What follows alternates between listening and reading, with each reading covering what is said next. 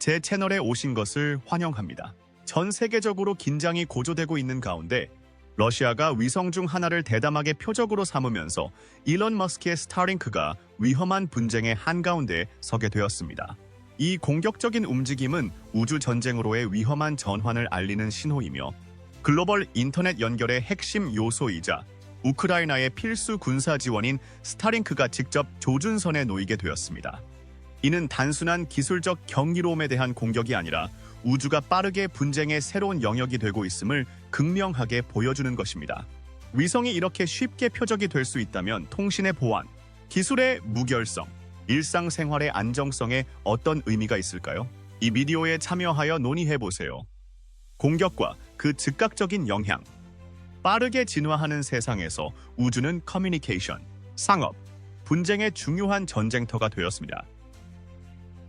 하프니두 글로벌 인터넷 액세스를 제공하기 위해 설계된 일론 머스크의 스타링크는 최근 러시아가 위성 중 하나를 표적으로 삼아 공격하는 사건이 발생했습니다. 이 사건은 우주가 전쟁의 새로운 영역으로 부상하고 있음을 보여주는 중대한 사건입니다. 스타링크는 단순히 외딴 지역을 연결하는 것뿐만 아니라 군사 작전, 특히 우크라이나 같은 분쟁 지역에서 중요한 역할을 합니다. 안전한 통신을 촉진하고 드론 작전을 지원함으로써 스타링크는 전장에서 귀중한 자산이 되었습니다. 되었습니다. 이러한 전략적 중요성 때문에 특히 오랫동안 위성 네트워크를 의심의 눈초리로 바라보던 러시아는 긴장감이 고조되고 있습니다. 스타링크에 대한 공격은 이제 우주가 잠재적인 전쟁터가 될 수 있다는 현실을 강조합니다. 러시아의 행동은 스타링크와 같은 시스템을 표적으로 삼도록 설계된 대위성 무기 개발을 포함하여 우주 전쟁에서 러시아가 점점 더 많은 역량을 확보하고 있음을 보여줍니다. 이 사건은 통신과 군사 작전에 위성 기술에 대한 의존도가 높아짐에 따라 우리가 직면한 위험을 극명하게 상기시켜줍니다. 당시 이 위성은 평화적 임무를 위한 위성으로 발표되었지만 그 행동은 곧 의혹을 불러일으켰습니다. 이 위성은 단순히 우주에 정처 없이 떠 있는 것이 아니었습니다. 궤도에 있는 다른 물체와 불안할 정도로 가까이 다가가는 등 정밀하게 움직이고 있었습니다. 다른 위성에 접근하는 등 높은 기동성을 보여줬고, 많은 전문가들은 이 위성이 단순한 관측 이상의 기능을 수행할 수 있는지 궁금해했습니다. 정보를 수집하기 위해 설계된 것일까? 아니면 다른 위성을 손상시키거나 파괴하는 데 사용될 수 있는 것일까? 러시아는 여기서 멈추지 않았습니다. 2017년에는 비슷한 검사 기능을 탑재한 또 다른 위성인 카스모스 2519를 발사했습니다. 그리고 한 걸음 더 나아가 더 작은 위성인 카스모스 2522를 발사했습니다. 더 작은 위성은 훨씬 더 발전하여 다른 위성에 더 가까이 접근하여 잠재적으로 위성의 작동을 방해할 수 있었습니다. 이 위성은 다른 위성을 검사할 수 있을 뿐만 아니라 필요한 경우 다른 위성을 무력화하거나 방해하거나 심지어 파괴할 수도 있습니다. 이러한 위성은 하늘의 스파이처럼 평화적 목적과 공격적 목적을 모두 수행할 수 있으며 그 존재로 인해 다른 국가, 특히 미국을 점점 더 긴장시키고 있습니다. 이러한 위성에 대한 우려는 단순히 감시 능력뿐만 아니라 다른 위성에 물리적인 피해를 줄 수 있다는 점입니다. 로보스파를 사용하여 중요한 구성 요소를 무력화하거나 직접 충돌을 통해 이러한 정찰 위성은 쉽게 무기화될 수 있으며 러시아의 이러한 기술 무기가 증가함에 따라 우주를 그 어느 때보다 적대적이고 경쟁적인 환경으로 바꿀 수 있는 수단을 가지고 있음은 분명합니다. 하지만 이것은 우크라이나에만 국한된 문제가 아닙니다. 스타링크는 현대 전쟁에서 없어서는 안 될 필수 요소가 되었습니다. 물리적 인프라에 의존하는 기존 통신 네트워크와 달리 스타링크는 지상에서 차단하기 매우 어려운 위성을 통해 작동합니다. 여러 면에서 이 네트워크는 통신 타워 폭파나 케이블 절단과 같은 전통적인 군사 공격에 사실상 무적입니다. 러시아의 경우 이러한 위성 중 하나만 파괴해도 우크라이나의 군사력 조정과 드론 공격 능력을 방해할 수 있지만 전체 시스템을 무너뜨리려면 위성 하나만 파괴하는 것이 아니라 훨씬 더 많은 위성이 필요할 것입니다. 스타링크는 수천 개의 위성으로 구성되어 있으며 한 위성이 다운되면 다른 위성이 그 공백을 빠르게 메울 수 있기 때문입니다. 이러한 복원력이 스타링크를 특히 공격하기 어려운 표적으로 만드는 이유이며 이번 공격이 매우 중대한 이유이기도 합니다. 러시아는 본격적인 국제적 위기를 유발하지 않으면서 우주에서 무엇을 얻을 수 있는지 시험하고 있습니다. 그렇다면 이 모든 것이 우주와 분쟁의 미래에 어떤 의미가 있을까요? 우선 경각심을 불러일으킵니다. 우주는 더 이상 과학자와 연구자들의 평화로운 영역이 아닙니다. 우주는 전쟁터이며 스타링크와 같은 위성이 바로 그 전쟁터의 한가운데에 있습니다. 사실 스타링크에 대한 공격은 우주 전쟁이라는 훨씬 더 큰 흐름의 시작일 수 있습니다. 전 세계 국가들은 자국의 위성을 보호하거나 적의 위성을 무력화하기 위한 기술 개발에 막대한 투자를 하고 있습니다. 러시아만 우주 전쟁에 뛰어든 것은 아닙니다. 미국, 중국, 그리고 다른 여러 국가들도 모두 대위성 기술을 연구하고 있으며 스타링크에 대한 공격은 새로운 종류의 군비 경쟁을 촉발할 수 있습니다. 하지만 이번에는 우주에서 벌어지고 있습니다. 이것이 시사하는 바는 매우 큽니다. 우주가 위성을 무력화하도록 설계된 무기로 가득 찬 미래를 상상해보세요. 우리는 내비게이션, GPS, 군사 작전 등 모든 것을 위성에 의존하고 있으며 심지어 우리의 일상생활도 우리가 미처 깨닫지 못하는 방식으로 위성과 연결되어 있습니다. 전면적인 우주 전쟁은 전 세계 통신을 마비시키고 금융 시스템을 혼란에 빠뜨리며 군사 작전을 혼란에 빠뜨릴 수 있습니다. 그렇기 때문에 스타링크에 대한 공격은 큰 문제입니다. 단순히 위성 하나가 파괴된 것이 아니라 그 위성이 상징하는 바가 크기 때문입니다. 스타링크 공격은 새로운 종류의 분쟁입니다. 이제 무슨 생각을 하실지 알아요. 그 다음에는 어떻게 될까요? 그게 바로 큰 문제입니다. 공격 이후 미국 정부, 일론 머스크, 스페이스X는 모두 러시아의 행동을 빠르게 비난했습니다. 이 문제를 유엔에 제기해야 한다는 이야기가 나오고 있으며 이번 공격이 러시아에 대한 더욱 엄격한 제재로 이어질 가능성이 매우 높습니다. 그러나 당장의 정치적 파장을 넘어 이번 사건은 우리의 위성 인프라가 얼마나 취약한지 그리고 이를 보호하는 것이 얼마나 중요한지를 강조했습니다. 일론 머스크와 스페이스X는 이미 스타링크를 더욱 탄력적으로 만들 수 있는 방법을 연구하고 있을 것입니다. 머스크는 도전에서 물러서지 않는 사람이 아니기 때문에 스페이스X가 방어 기능이 강화된 위성을 개발하기 시작한다고 해도 놀랄 일이 아닙니다. 이번 공격으로 인해 머스크는 스타링크를 더욱 확장하여 더 많은 위성을 궤도에 배치하여 시스템을 더욱 어렵게 만들 수도 있습니다. 더 광범위한 결과와 지정학적 여파. 러시아가 방금 일론 머스크의 스타링크 위성 중 하나를 공격했다는 소식을 접한 후 앞으로 어떤 일이 벌어질지 궁금하지 않을 수 없습니다. 이 공격의 결과는 단순히 위성 하나가 파괴된 것에 국한되지 않습니다. 그 여파는 훨씬 더 크며 머스크와 스페이스X에만 영향을 미치는 것이 아닙니다. 사실 이번 사건은 글로벌 안보, 우주 전쟁, 그리고 앞으로 각국이 우주 공간에 접근하는 방식에 관한 모든 가능성을 열어젖혔습니다. 스타링크에 대한 공격은 곧바로 각국 정부, 국제기구, 심지어 여러분과 저와 같은 일반인들의 반응을 촉발시켰습니다. 마이필드습니다. 위성이 격추되었다는 소식을 듣는 것은 흔한 일이 아니며 이번 사건의 경우 글로벌 통신과 군사 작전에서 막대한 역할을 하는 위성에 대해 이야기하고 있는 것이니까요. 물론 미국 정부는 이 사건을 가볍게 여기지 않았습니다. 공격이 확인되자마자 이 문제를 유엔으로 가져가야 한다는 이야기가 나왔고 왜 안 될까요? 우리가 깨닫게 된 것처럼 우주는 단순한 탐험의 장소가 아니라 현대 지정학의 중요한 부분입니다. 스타링크에 대한 러시아의 공격으로 인한 가장 심각하고 즉각적인 결과 중 하나는 그 후의 외교적 파장입니다. 러시아는 스타링크와 같은 상업용 위성을 표적으로 삼음으로써 전통적인 전쟁 전술을 뛰어넘는 대담한 조치를 취했습니다. 전장에서 미사일을 발사하고 그 여파를 처리하는 것만큼 간단하지 않습니다. 이번 공격은 국경을 넘어 전 세계의 경종을 울리는 공격으로 국제사회의 경각심을 불러일으켰습니다. 아니다. 특히 군사적 목적이 아닌 상업적 목적을 가진 위성을 공격하는 것은 그 의미를 과소평가할 수 없습니다. 이는 지정학적 분쟁에서 우주가 더 이상 안전지대가 아니라는 분명한 신호를 보내는 것이며 러시아와 미국 그리고 그 동맹국들 간의 긴장을 고조시킨 조치입니다. 공격 이후 러시아의 행동은 이미 전 세계 각국 정부로부터 날카로운 비판을 받고 있습니다.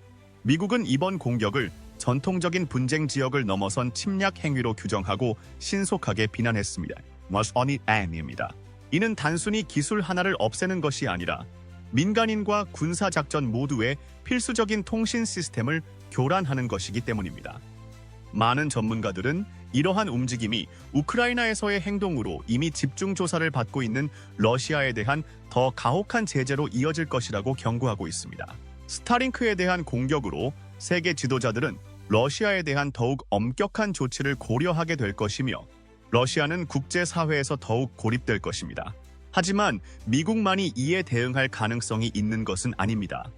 다른 국가들, 특히 유럽의 다른 국가들도 예의주시하고 있으며 제재나 기타 외교적 대응에 동참할 수 있습니다. 오랫동안 미국의 동맹국이자 위성통신에 크게 의존해온 유럽은 러시아의 행동이 갖는 광범위한 의미를 잘 이해하고 있습니다.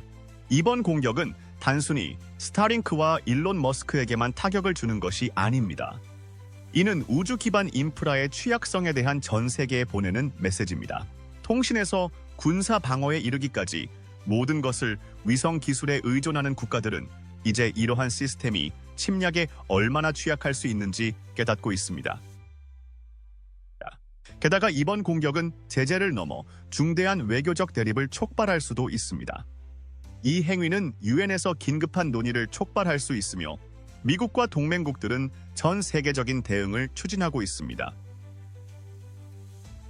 우주의 군사화를 막기 위한 외교적 노력은 수년 동안 계속되어 왔지만 이번 사건은 이와 같은 행동에 대한 명확한 규칙과 결과를 확립하는 것이 얼마나 중요한지를 강조합니다. 상업용 위성을 표적으로 삼으려는 러시아의 의지는 국제 관계의 미묘한 균형을 흔들고 있으며 더 이상의 확전을 막기 위해 글로벌 기관들이 신속하고 단호하게 행동해야 한다는 압력을 가하고 있습니다. 그러나 제재와 정치적 성명을 넘어 진짜 문제는 이번 공격이 글로벌 안보에 어떤 영향을 미칠 것인가입니다. 우선 우주의 군사화가 우리 눈앞에서 일어나고 있다는 것은 분명합니다. 불과 몇 년 전만 해도 우주에서 국가들이 전쟁을 벌인다는 것은 공상과학 영화에서나 나올 법한 이야기처럼 들렸습니다. 하지만 지금은 우리의 현실입니다. 스타링크 공격은 우주가 더 이상 평화롭고 사람의 손길이 닿지 않은 개척지가 아니라는 것을 증명합니다. 우주는 전쟁터입니다. 특히 군사통신과 관련된 위성은 주요 표적이 되고 있습니다. 이제 그 의미를 잠시 생각해 보세요. 하나의 위성이 격추되는 것만으로도 이렇게 큰 우려를 불러일으킬 수 있다면 더 많은 공격이 이어진다면 어떻게 될까요? 각국이 GPS나 글로벌 감시에 사용되는 위성과 같은 다른 중요한 위성을 표적으로 삼기 시작하면 어떻게 될까요? 단순히 몇 시간 또는 며칠 동안 인터넷이 끊기는 문제가 아닙니다. 현대 세계 전체가 인공위성을 통해 운영됩니다. 위성은 비행기를 안내하고 미사일을 제어하고 내비게이션을 돕고 심지어 스마트폰을 사용할 수 있게 해줍니다. 이러한 위성이 파괴된다면 그 혼란은 상상할 수 없을 것입니다.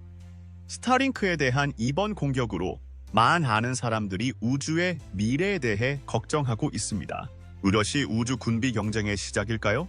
아마도 지구에서 국가들이 더 크고 치명적인 무기를 만들기 위해 경쟁하는 군비 경쟁을 보아왔던 것처럼 우주에서도 그럴 수도 있습니다. 우주에서도 같은 일이 일어날 수 있습니다. 이미 미국, 중국, 러시아 같은 국가들은 탐사뿐 아니라 방어를 위해 우주 기술에 막대한 자금을 쏟아붓고 있습니다. 위성과 같은 자국의 자산을 보호하고 필요하다면 적의 위성을 파괴할 수 있는 새로운 방법을 개발하기 위해서입니다. 스타링크에 대한 공격은 일론 머스크와 스페이스X의 위상도 높였습니다. 스타링크는 처음에는 전 세계에 인터넷을 제공하기 위한 상업적 벤처로 구상되었지만 이제는 군사 작전에서 중요한 역할을 담당하게 되었습니다. 이는 머스크의 등 뒤에는 거대한 목표가 놓여 있습니다. 스타링크는 단순히 외딴 지역에 있는 사람들이 넷플릭스를 스트리밍하는 데만 도움이 되는 것이 아닙니다. 군대, 특히 우크라이나 군대가 연결 상태를 유지하고 러시아의 침략에 맞서 싸울 수 있도록 돕고 있습니다. 러시아도 이를 알고 있습니다. 스타링크를 공격함으로써 현재 진행 중인 전쟁에서 우크라이나가 가진 주요 이점을 차단하려는 것입니다.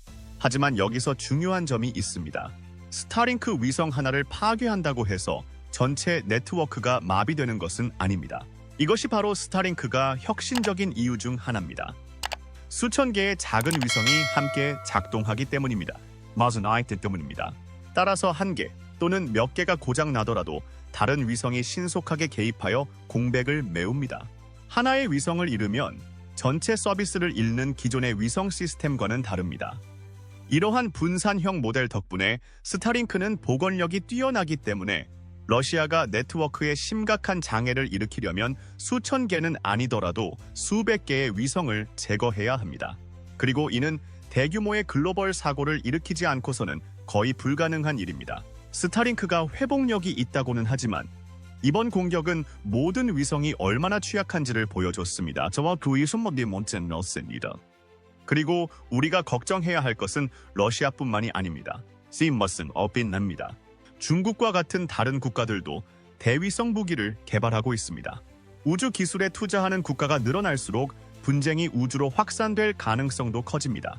우리는 육지나 바다가 아닌 머리 위 궤도에서 벌어지는 새로운 종류의 전쟁을 목전에 두고 있는지도 모릅니다.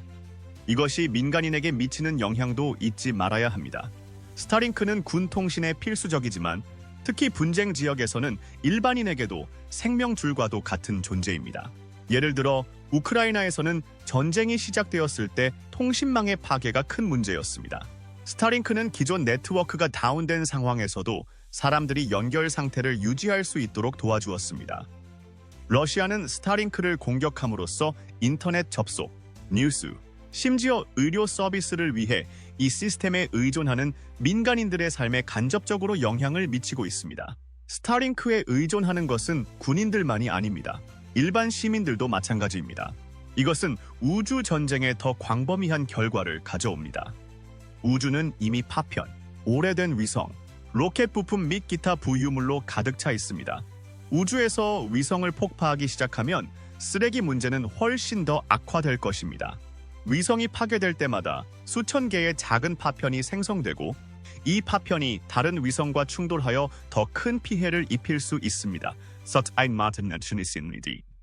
캐슬러 증후군이라고도 불리는 이러한 연쇄 반응은 결국 우주의 일부를 사용할 수 없게 만들 수 있습니다. 인공위성에 대한 의존도가 높은 우리로서는 끔찍한 생각입니다.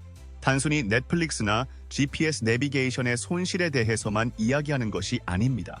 전 세계가 의존하는 통신 시스템 전체의 잠재적 붕괴에 대해 이야기하고 있는 것입니다.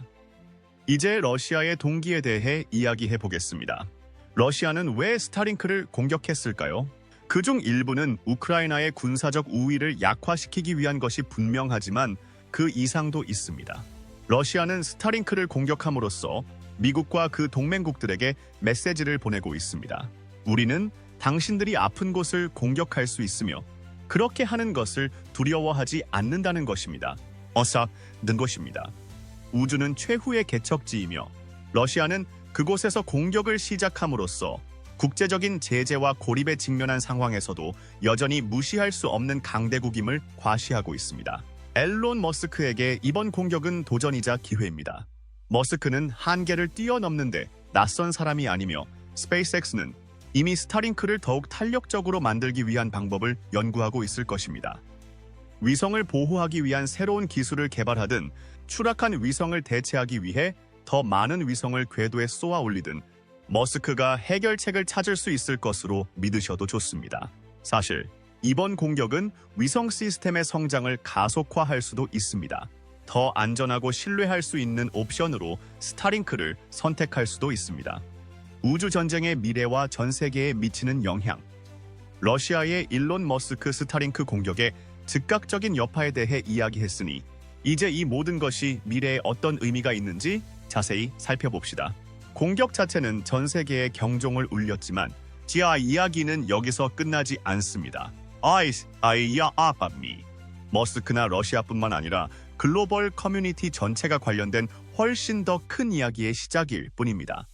우주를 탐험의 새로운 개척지로만 이야기하는 것이 아니라 이제 우주가 경쟁의 장이 되고 있으며 이 사건의 여파는 수년, 어쩌면 수십 년 동안 메아리칠 것입니다. 먼저 이번 공격이 우주 기술의 미래를 어떻게 재편할 수 있는지 살펴봅시다. 앨런 머스크는 이런 일이 발생했을 때 아무런 대응 없이 가만히 앉아서 지켜볼 타입이 아닙니다. 스페이스X는 스타링크를 통해 위성 기술 분야를 개척해 왔으며 이번 공격이 타격처럼 느껴질 수도 있지만 혁신의 문을 여는 계기가 되기도 합니다. 수천 개의 소형 위성으로 구성된 스타링크의 분산형 네트워크는 러시아와 같은 적이 전체 시스템을 무너뜨리기 어렵다는 것을 이미 알고 있습니다. 하지만 이번 공격을 계기로 머스크와 그의 팀은 더욱 발전된 방어 기능을 개발해야 할 것입니다. 스타링크 위성이 우주를 떠다니는 수동적인 물체가 아니라 자체적인 방어 메커니즘을 갖춘 세상을 상상해 보세요. 머스크는 대담한 아이디어를 주저하지 않았으며 스페이스X가 공격을 회피하고 적 위성의 신호를 방해하거나 대응책을 배치할 수 있는 위성을 개발하는 것도 가능성의 영역에서 벗어난 것은 아닙니다. 스타링크 네트워크는 더욱 견고하고 공격하기 어려운 구조로 발전할 수 있습니다. 우리는 위성 방어가 위성 자체만큼이나 중요해지는 미래를 바라보고 있습니다. 이번 공격은 그 방향으로의 발전을 가속화할 수 있습니다. 하지만 문제는 머스크뿐만 아니라 다른 국가와 기업들도 주목하고 있다는 점입니다. 우주는 점점 더 혼잡해지고 있으며 군사작전부터 일상적인 통신까지 모든 것을 인공위성에 의존하게 되면서 우주에서의 분쟁 위험도 커지고 있습니다. 전 세계 정부와 기업은 이제 중요한 결정에 직면해 있습니다. 우주 방어에 더 많은 투자를 해야 할까요? 특히 이번 공격 이후 그 답은 그렇다라는 대답이 우세한 것 같습니다. 현재 가장 큰 두려움 중 하나는 새로운 군비 경쟁이 시작될 수 있다는 것인데 이번에는 우주에서 벌어지고 있습니다. 우리는 지구상에서 국가들이 서로의 군사력을 앞지르려고 첨단 무기 개발에 자원을 쏟아붓는 것을 본 적이 있습니다. 우주에서도 같은 일이 일어날 수 있습니다. 미국, 중국, 러시아 같은 국가는 이미 대위성 무기를 보유하고 있지만 이제 자국의 위성을 방어할 뿐만 아니라 경쟁국의 위성을 무력화하기 위해 더 많은 노력을 기울일 수 있습니다. 스타링크에 대한 공격은 우리 머리 위에서 벌어지는 글로벌 전쟁의 다음 장이 시작되었을지도 모릅니다. 그렇다면 법적, 외교적 측면은 어떨까요? 우주가 광활하고 무법천지처럼 보이지만 실제로는 여러 국제조약의 지배를 받는다는 사실을 잊기 쉽습니다. 예를 들어 1927년 우주조약은 우주는 평화적인 목적으로 사용되어야 하며 각국이 궤도에 대량 살상 무기를 배치하는 것을 금지한다고 명시하고 있습니다. 하지만 여기에 문제가 있습니다. 이 조약은 스타링크와 같은 인공위성이 존재하기 전인 수십 년 전에 작성된 것으로 우주전쟁의 가능성에 대해 아무도 생각하기 전입니다. 그 결과, 특히 민간과 군사 부문에서 이중 역할을 하는 스타링크와 같은 상업 위성의 경우 우주를 규제하는 방식에 큰 격차가 존재합니다. 이번 공격은 우주에서의 교전 규칙에 대한 전 세계적인 논의를 불러일으킬 가능성이 높습니다. 국가가 상업용 위성을 공격하는 것이 허용되어야 할까요? 군사 표적과 민간 표적의 경계는 어디까지인가? 이러한 질문은 어려운 질문이며 아직 전 세계는 이에 대한 답을 정확히 내놓을 준비가 되어 있지 않습니다. 하지만 이번 사건 이후 각국 정부와 유엔과 같은 국제기구가 우주 활동을 규율하는 법적 프레임워크를 제고해야 한다는 것은 의심할 여지가 없습니다. 그렇지 않다면 우리는 무엇이든 우주로 보내는 미래로 향할 수 있으며 이는 위험한 생각입니다. 게다가 파편 문제도 있습니다. 위성이 파괴되면 단순히 사라지는 것이 아니라 수천 개의 조각으로 부서지고 그 조각들이 우주 쓰레기가 되어 다른 위성, 우주선, 심지어 국제 우주 정거장의 위협이 될 수 있다는 사실을 기억하세요. 우주 쓰레기가 많아질수록 우주에서 충돌할 가능성도 높아집니다. 그리고 조심하지 않으면 우주의 일부를 사용할 수 없게 만들 수도 있습니다. 스타링크에 대한 이번 공격은 이러한 문제를 더욱 심화시킵니다. 위성이 파괴될 때마다 우주 공간은 더 복잡해집니다. 그리고 우리가 이 길을 계속 간다면 우주 탐사와 위성 운영이 모두에게 더 위험해질 수 있습니다. 하지만 잠시 눈을 돌려 더 큰 지정학적 그림을 생각해 봅시다. 스타링크에 대한 공격을 통해 러시아는 단순히 앨런 머스크나 스페이스X를 겨냥한 것 이상의 대담한 메시지를 보내고 있습니다. 전 세계 통신과 군사 작전을 뒷받침하는 중요한 위성을 공격할 수 있는 능력과 의지를 보여주고 있는 것입니다. 특히 러시아가 우크라이나에서의 행동으로 인해 제재와 고립이 심화되고 있는 상황에서 이러한 움직임은 국제 무대에서 힘을 과시하는 것입니다. 이러한 공격적인 자세를 취함으로써 러시아는 여전히 권력을 행사하고 있으며 이를 휘두르는 것을 두려워하지 않는다는 신호를 보내고 있습니다. 그러나 이러한 공격은 심각한 파장을 불러올 수밖에 없습니다. 잠재적인 후유증은 러시아를 국제사회에서 더욱 소외시킬 수 있습니다. 앞서 살펴본 바와 같이 러시아는 이미 제재로 인해 경제에 큰 타격을 입었으며 이번 공격은 더욱 가혹한 외교적, 경제적 결과를 초래할 수 있습니다.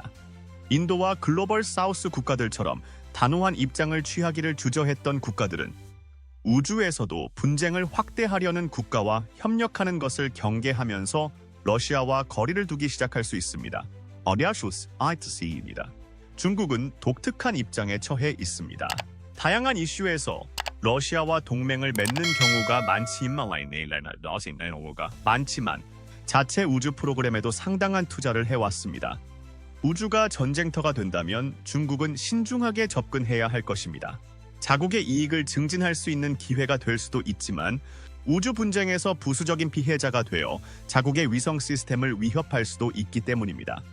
미국과 동맹국들에게 이번 공격은 우주 방어에 대한 새로운 강조를 불러일으킬 가능성이 높습니다. 미국 우주군의 설립은 시작에 불과하며 이번 사건을 계기로 그 중요성은 더욱 커질 것입니다. 미국, 영국, 나토 회원국과 같은 국가들은 잠재적인 위협으로부터 자산을 보호하기 위해 자원과 전략을 모아 우주 방어에 대한 협력을 강화할 것입니다.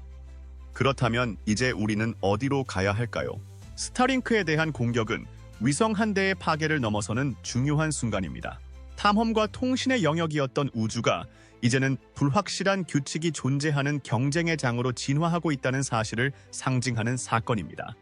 앨런 머스크와 스페이스X는 이 도전에 정면으로 맞설 준비가 되어 있습니다. 하지만 나머지 우리에게는 이 도전이 엄중한 경각심을 불러일으키고 있습니다. 전쟁의 미래는 지상에서만 벌어지는 것이 아니라 광활한 우주 상공에서 펼쳐지고 있습니다. 결론적으로 스타링크에 대한 공격은 판도라의 상자에 담긴 질문과 도전 과제를 불러일으켰습니다.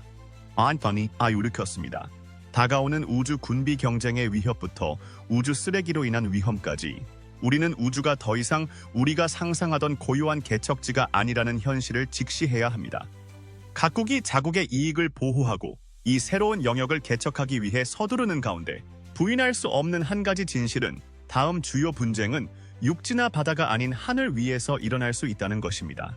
이 진화하는 상황에 대해 어떻게 생각하시나요? 아래 댓글로 여러분의 인사이트를 공유해주세요. 이 토론이 흥미로웠다면 좋아요를 누르고 구독하여 응원해주세요.